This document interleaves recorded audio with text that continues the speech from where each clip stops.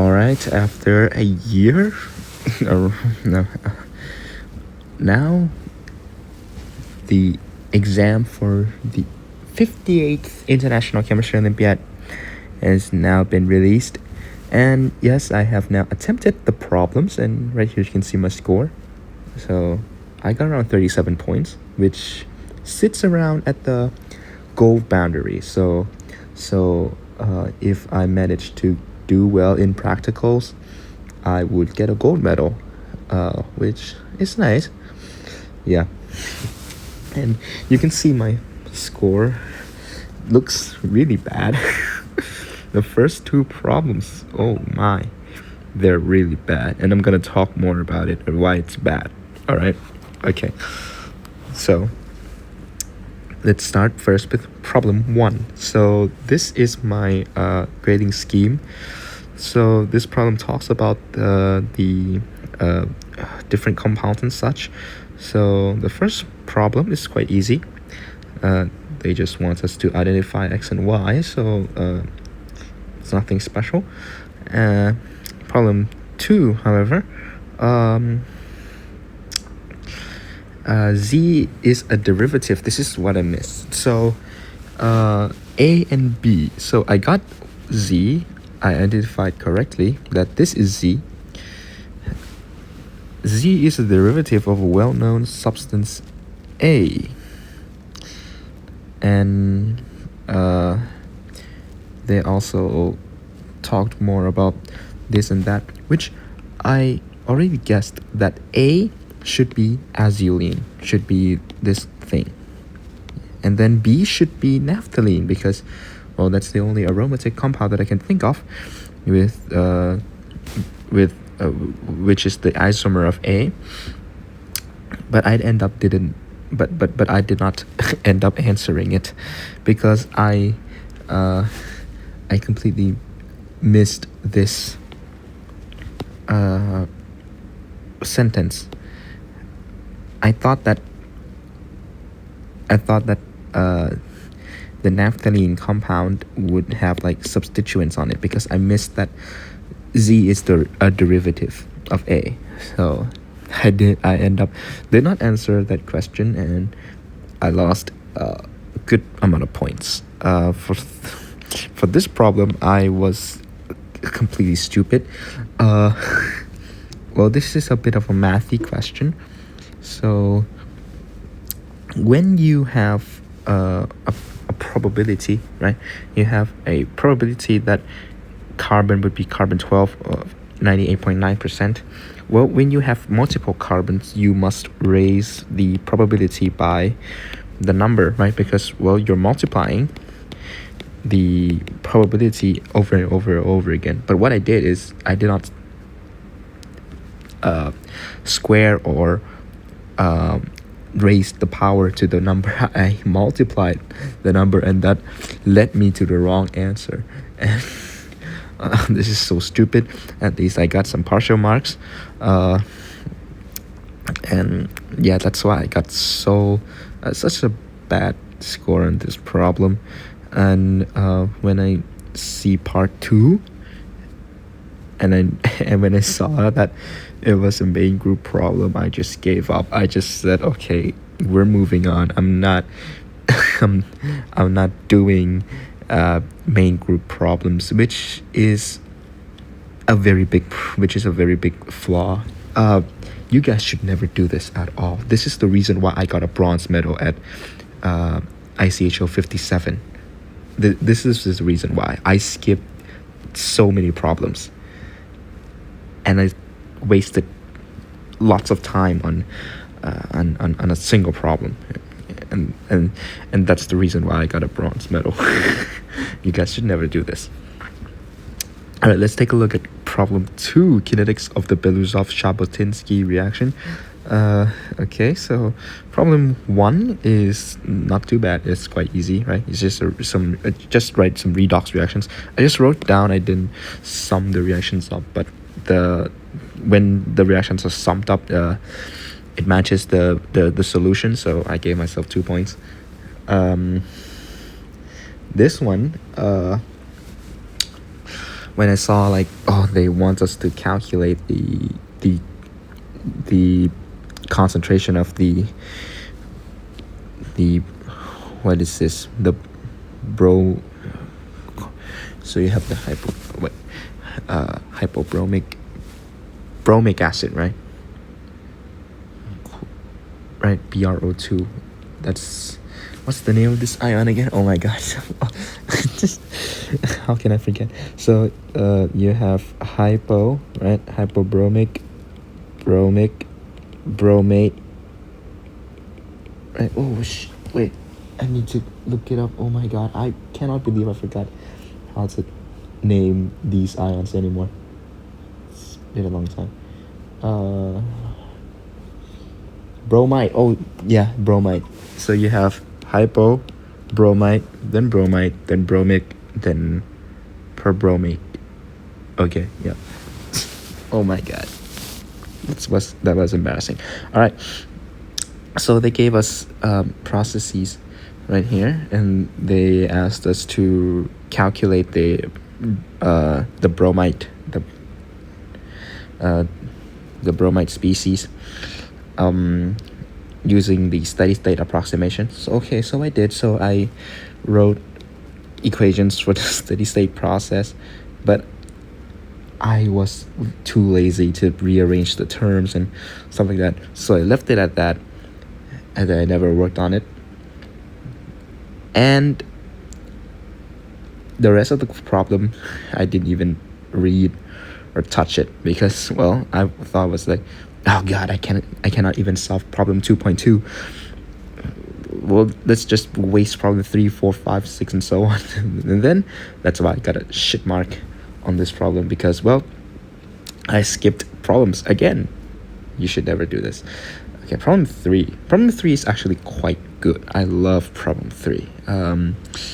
Problem 3 is about covalent organic frameworks, and I think they're quite neat. They're quite beautiful, actually. Problem 1 was quite easy. I just count the atoms and then just calculate stuff. Problem 2 is a bit of a mathy question. You just need to use some angles and stuff like that, but the solution didn't use trigonometry, but I used a bit of trigonometry, but it's still correct. Okay, and they gave us structures or building blocks to make these covalent organic frameworks, and asked us to fill in a table of let's say, like, what do you call this, like matches or pairs of these molecules would make which shape.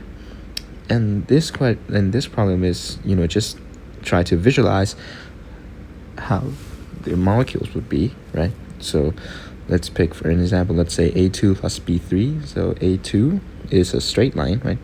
B3 is a 3-pronged shape like this. And so you would get a hexagonal one, right? Because this is the 3-prong and this is a straight. So it's just that. So fill in the table. I got one of the tables wrong, and so I got 21 out of 23 points. This problem is also kind of like the same as above. You just need to draw one repeating unit. So that's that. Problem 5 is nothing too bad. It's just cleavage of the covalent organic framework, and then some functionalizations. This is just calculating the pi interaction energy. I think the figures can be a bit more what do you call this? Can be a bit more written, like, more clearly, because at first I didn't recognize that AA was like this thing, like, stacked over perfectly, because I thought that AA prime was a stacking mode, and that AA was a single plane. I thought that AA prime is stacking, and AA like this is normal, no stacking, no interaction. And I was and I was confused why they have us calculate the single plane layers. So, and then I realized, oh wait, they're not. They are eclipsed and staggered, and I was like, oh okay, okay. All right, this one is just a bit of calculations. I got a bit wrong. I answered that there are two. What? How do you call this ion? I'll just call it uranium-6. Is it uranium-6? Yeah, it is uranium-6. I thought that there are 3 uranium-6s in one hole, but actually it's 1-to-1. But I got the QE right, so I got some partial credits. And problem 4 is quite nice. It's quite easy. I got full marks, which is quite good. Problem 4 is not too bad. It's really easy. Some nuclear decay stuff, and then some more writing equations, calculating stuff, thermodynamic stuff, and then calculate how much uranium would we need to use to make this bomb. Okay, nothing too bad. It's quite easy. Problem 5, however, problem 5 is actually, if you know the how do you call this? If you can have an algorithm that can solve problem 5, this problem would be so easy, really. But I did not. A math student would, somebody who's good at math could probably solve this problem. You know, they could like set up equations, stuff like that. But I'm not so good with that. So I'm not so good with making equations, setting up systems of equations. I'm not so good at that. But problem 5 is the first few problems are quite okay. So they asked us to arrange a molecule using these groups together, and then try to make it in a way that it matches the description that the problem gives you. So as you can see, it's quite messy, but 5.2 I managed to get it right. And I even got the anion right. At first I was like, maybe it was like this. It looks kind of weird, but I think that's the best way I could come up with that. But when I saw it, I was like, oh, okay, I was correct. That's good. Yeah, so I got full marks here. Problem 3 was very tedious, because I think this problem could be solved like in 5 minutes if you know a good way to solve it. But I ended up actually counting the sigma and pi bonds, like each one of them, and that took like so much time. And until I arrived at this answer, and then at least it was correct. I saw problem 5.4, and I was confused with what it meant. And I discovered later that they used a halogenating agent. They used like what iodine monobromide or something like that.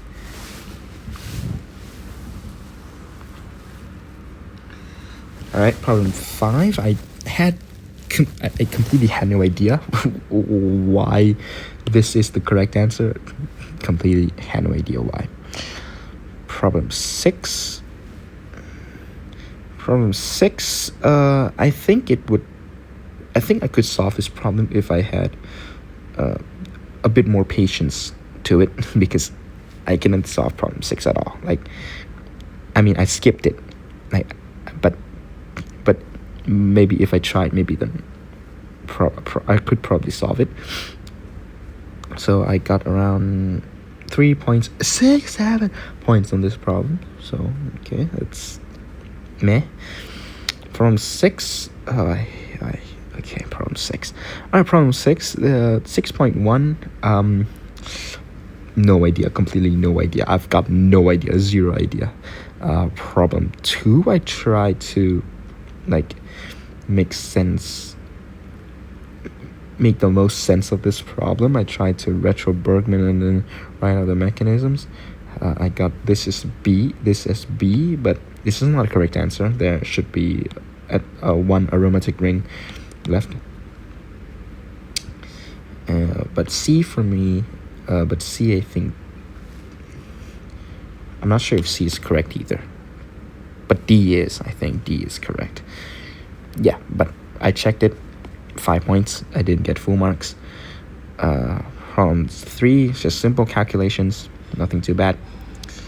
And then you have this problem, guys. I need to tell you one thing. I'm so bad when it comes to mass spec. Like, not that I'm bad, but whenever I see like, please suggest a peak at this number at 2096, something like that, I would go like, oh, really? Come on, I'm lazy, man. Like, stop giving me these problems. Like find the peaks of this. And I was like, oh, god damn it.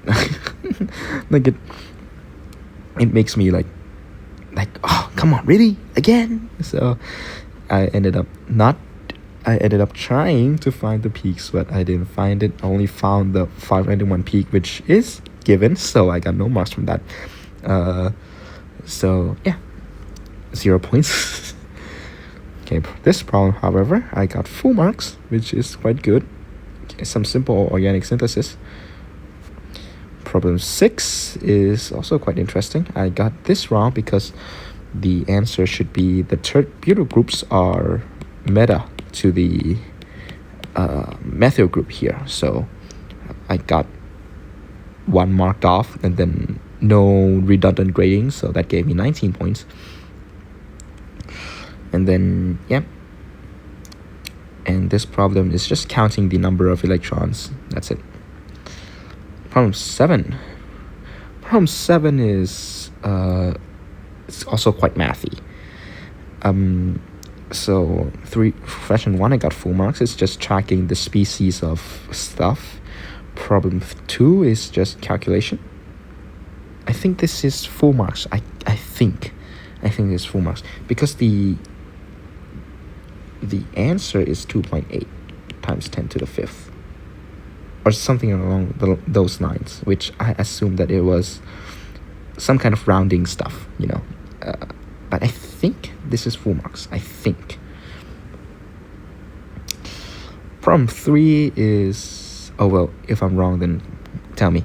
Well, problem 3 is mathy because you would need to use a geometric series.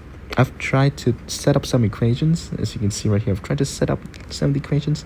Some of the equations got me points, but it's far from the full marks of 15 points.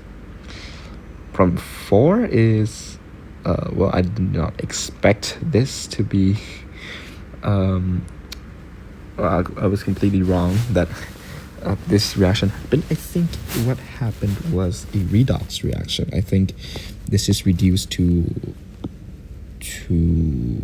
carbonate, I think, and this is oxidized to an aldehyde or something.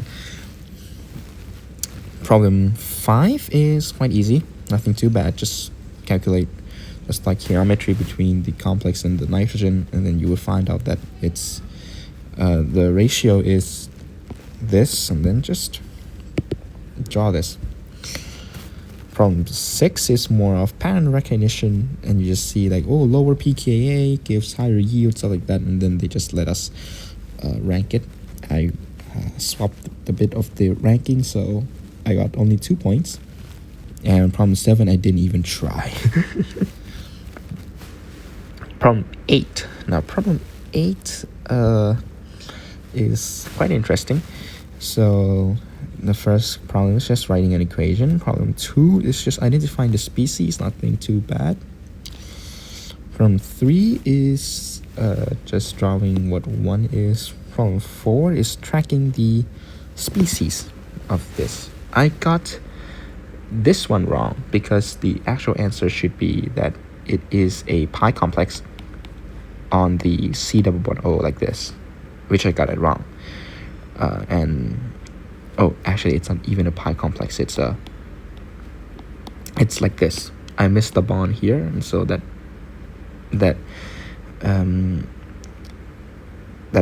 got me off mark, got docked. Problem 5 is just stoichiometry. Problem 6 is a quantum yield problem. I think I got something wrong here. I'm not sure. I didn't look into it yet, what I got wrong. It's probably some calculation stuff. Got it wrong. But the equations are there. Problem 7, I completely messed up. Problem 8 is just rationalizing the energy profile and then the product, which I got full marks. Problem 9 and 10, well, problem 9 and 10, I read this problem when I had only like 5 minutes left, like, and I couldn't, and at 5 minutes, you get a bit anxious and on edge, and I couldn't understand the thing they were trying to say. But when the time ended, 5 hours, when the 5 hours ended, I came back to this problem, tried to solve it, and it was like, oh, it's nothing. Like, it's just realizing that the percentage of quenching is just the rate of quenching over the overall rate, and then just solve. Problem 10 is just a continuation from problem 9, and I completely wasted 14 points. All right, problem 9. Problem 9 is more like a reading exercise more than a problem, So 9.1 is just calculating stuff. 9.2 is just drawing the products. 9.3 is just answering some questions. 9.4, I find the solution to 9.4 to be very weird. Yeah, but do they say that? Well then, alright, I'll accept it. So 9.4, I got 3 points. 9.5, it's just drawing, and it's just, as you can see, it's just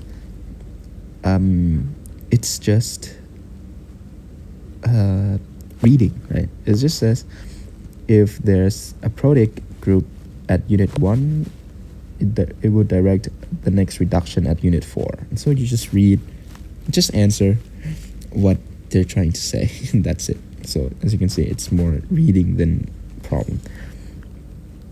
Problem 6, there are actually 3 isomers. I answered 2, so that's a 0 mark. Problem 7, that was stupid. I forgot to include the acetyl group into the calculation, and so that got I already solved this problem, but I forgot to add the acetyl group. That got me docked me 4 marks, so I was left with only 2. Problem 8 is just trying to understand what they're trying to say. They have conditions. If you have a protein here, the clockwise direction like this, counterclockwise direction like that. Oh well, you just kind of what do you call this? Just kind of go along with what it says, and then you eventually end up with the correct answer. And so, okay, I got 4 marks on this. 9.9 is a probability problem again. This is like you have 6 students on a round table. The same thing is exactly the same thing, and so the answer is 120. Yeah, and that's it for this year's Olympiad. Let's go back to the scoreboard again. As you can see, my points are very bad on the first 2 problems. If I could, let's say, score a full mark on the first problem, I would be comfortably in the gold medal position. Let's say if I got how many is this? 1.26, 5.7 more marks. So it's around 42 points. I would be comfortably in the gold position, and that's why you don't skip questions in the Olympiad. Don't make the same mistakes as I did. For this year's Olympiad, now here's my verdict, my opinion. I think this year's Olympiad is the math part is designed quite nicely. I would say the math part is really good, but I have tons of problems with the organic part. I don't really see the organic logic behind these problems, because especially in problem 9. In problem 9, it's more like of a reading exercise. It's more like, if you understand this, if you understand and if you can deduce like what you call this, if you can understand English, like if you can read, well, then the answer is right before your eyes. You can just work the answers and then just boom, there you go. Like, so it's a bit disappointing in the organic part, but yeah, overall quite nice. Problem 3 is quite good. I really love problem 3. The strengths of this year's Olympiad is extracting the information you've been given. You need to know how to use that information to get marks on this exam. But it also kind of makes organic part kind of like a reading exam rather than an organic exam. But it's just my preference. If you like deducing clues from the text, you would love this exam very much. And that's it for my review. I would give this exam, let's say for practicing Olympiads, this is an A tier. This is an A tier, easy A tier, really good. Just a bit of some preferential problems from me, and that's it. Thank you very much.